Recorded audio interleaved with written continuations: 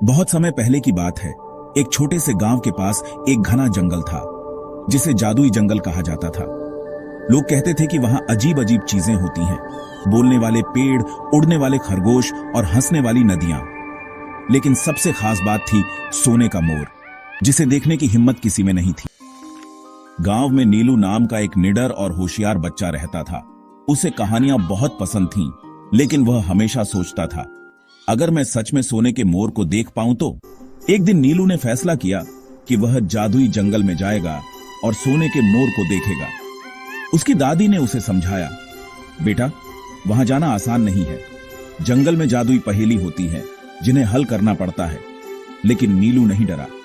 वह अपने छोटे दोस्त बबलू खरगोश के साथ जंगल की ओर चल पड़ा। जंगल के अंदर जाते ही उन्हें एक विशाल दरवाजा मिला, जिस पर लिखा था, अगर तुम्हें आगे जाना है तो हमें हंसा कर दिखाओ।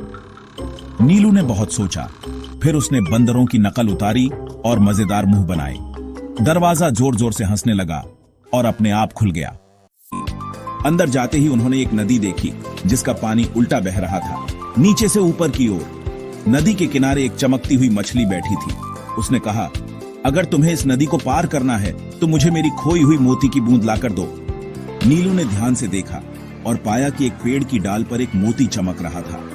उसने बबलू की मदद से उसे नीचे गिराया और मछली को दे दिया। खुश होकर मछली ने नदी के ऊपर एक जादुई पुल बना दिया। नीलू और बबलू आगे बढ़े तो उन्होंने एक सुंदर सी रोशनी देखी। वहां सच में सोने का मोर खड़ा था। उसकी पंख सोने की तरह चमक रहे थे और उसकी आंखें हीरों जैसी जगमगा रही थीं।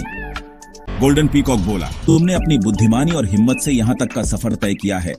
मैं तुम्हें एक जादुई तोहफा दूंगा।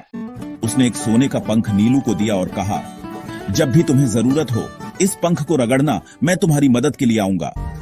नीलू बहुत खुश हुआ और पंख लेकर गांव वापस चला आया। जब भी गांव में कोई मुश्किल आती, वह सोने के मोर का पंख रगड़ता और जादुई मदद मिल जाती। सीख, अगर हम हिम्मत और समझदारी से मुश्किलों का सामना करें तो कोई भी जादू सच हो सकता है।